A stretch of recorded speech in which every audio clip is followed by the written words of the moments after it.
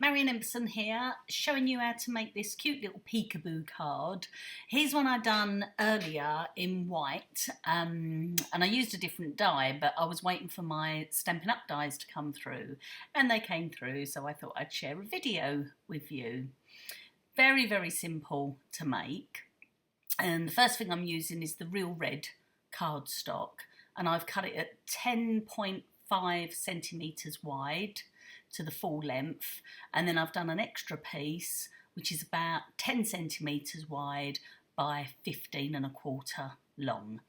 Doesn't have to be precise. I mean, there's so many dies in this layering squares set that it doesn't really matter. So first thing I want to do is I want to create an embossed effect over that front piece, and I'm using the softly falling embossing folder here and just going to run it through my big shot, and there you go, just absolutely gorgeous. You can use this any way up. You could have like the snow heavily at the top and then coming down, and I've done it the other way. I don't know what's the right way or the wrong way, to be honest. And now this die I'm using, I've got to say this set is fabulous. Just have a look how many dies you get in there. Absolutely brilliant. And it's called the Layering Squares Framelit dies. You get so many in there, and half of them have got a straight edge and half of them have got a scalloped edge. So the trick to this, I saw someone do this years ago on YouTube, and I'm really sorry because I can't remember the person's name, otherwise I would credit them with it. But basically, I'm using my magnetic platform, and this, I've got to say, is probably one of the first things I bought from Stampin' Up when I became a demonstrator, and it is amazing. I love it. But anyway, so that aside, I'm using the platform, and the trick here is I want to give it a flap, so I don't want to cut all the way through. So when I place my plate on, I'm actually not putting it over the whole of the die. So you can see I've just come off the edge there, and I'm just going to run that through. I want to make sure that I don't move it. My poor old table's moving like crazy, so I do apologise for that. And then you're going to see that wherever the platform and the acrylic plate hit it, was touching it, that's where it's cut. So you can see there that it's cut all around three edges, but not at the top.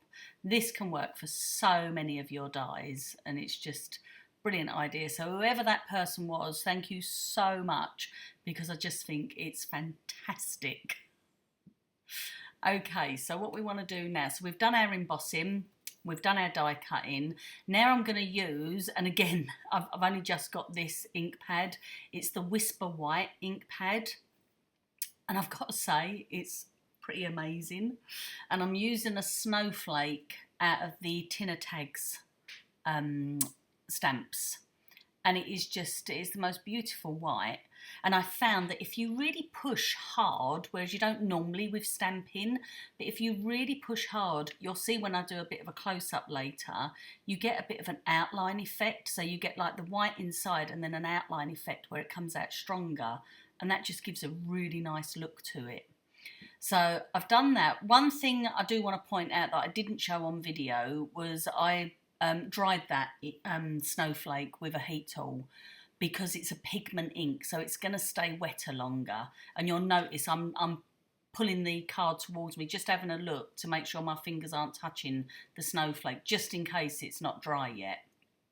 So I'm just going to place this on top of my folded card, and then I'll just position that down. And again, this is another little technique that someone taught me a long, long time ago.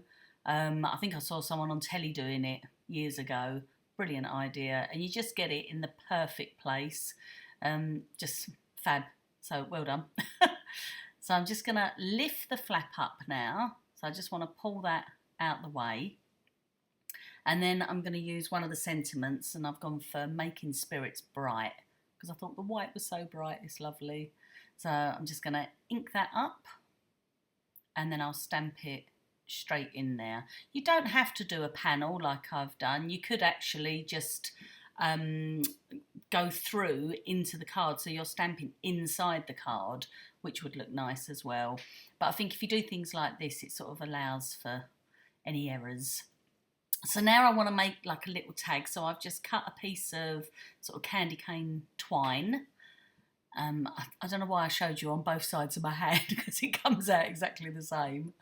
I'm going to put a little bit of glossy. I've made a loop, so I'm just adding a little bit of glossy on there, and then I'm just going to stick it to the inside.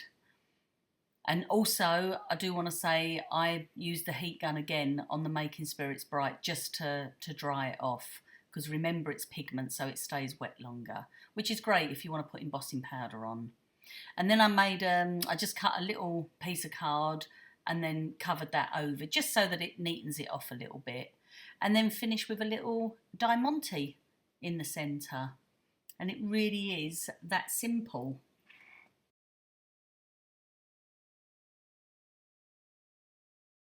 You could also do a bigger flap and have a gift card come from behind. On the white one, I've used pear pizzazz, and it's as simple as that. Thanks for watching. Bye.